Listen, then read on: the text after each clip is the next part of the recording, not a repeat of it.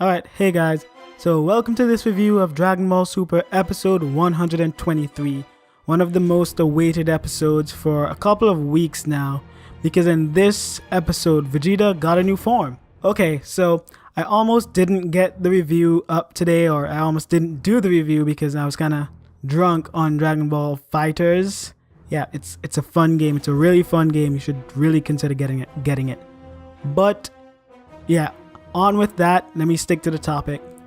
Episode 123, it was amazing. In my opinion, it was better in a lot of ways than episode 122, in which Vegeta got his ass kicked. Even with Takahashi's designs, I just thought that this episode flowed a little better and it had a lot more going on. It had more movement, more strategy, and also we got more information about the depths of Jiren's power in general. Okay, so the episode begins with Jiren standing over the defeated Vegeta, after episode 122. So Jiren actually acknowledges that Vegeta is a warrior and tells him to sleep. He did it in a cool way. He turns around and he's like, "Warrior, sleep." The God of Universe 11, he was actually surprised because Jiren really does that. Zeno, of course, mocks Jiren in a way that he looks up to him. He thought it was cool, so he actually copies that, one of the Zenos, and it was pretty cute. And Jiren actually acknowledged Vegeta, and that's actually, apparently it's a big deal according to the Universe 11 God, because he really does that. Vegeta goes on to say that Jiren has yet to show his full power, and that is something that we've known. Jiren is a monster, and he continues to show his monstrous traits during this episode. Cutting to Frieza and Dispo, the fight. Last time we left off, Frieza was getting dragged through rock by Dispo, and a lot of fans, me too, I was concerned because I know Frieza should be on a level, far above Dispo. But yeah, we all know he hasn't gone golden Frieza yet. Frieza is going to kick his ass soon enough. But Dispo actually thought a move like that or damage like that would actually do something to Frieza. That ticked Frieza off a lot. And yeah, he fires death beams at him. And yeah, that's about it for Frieza and Dispo in this episode. But yeah, I like how they keep this consistency with Frieza's personality. He likes to be up there. He likes to be seen as a threat. And then when someone doesn't see him as a threat, he gets ticked off. Gohan and 17 versus Topo. Now, this is one I've been seeing going around for a while, that Gohan will mess up or hesitate in some way. I didn't think it was this episode in particular, but it actually looks like it was this episode because Gohan was supposed to knock both 17 and Topo off the stage, but he actually hesitated after 17's barrier was let down. It was broken, and it looked like he was about to hurt 17 in addition to Topo and knock both of them off, which was the plan. But he didn't want to hurt 17, so he let up on the Kamehameha. So Topo in the end escaped the blast. He was almost knocked off. Gohan, you almost had it. But Gohan's kind heart got the better of him. One thing I want to note is that 17 and Gohan actually tried working together, but 17 told him to stop because they've never fought together before. It will be better if they both do their own thing.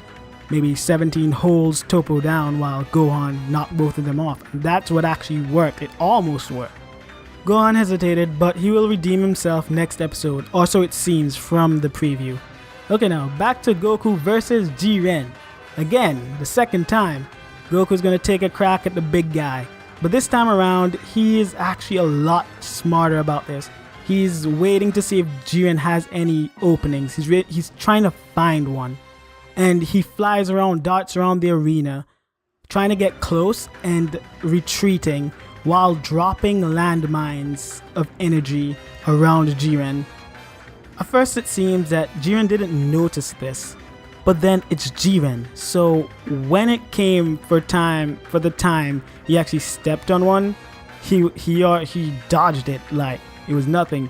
he actually teleported above Goku or jumped or whatever. Vegeta had to actually tell Goku that Jiren was above him. Rest in peace, Goku. Your dreams of crushing Jiren is crushed. On the bright side, Goku actually almost knocked off Jiren.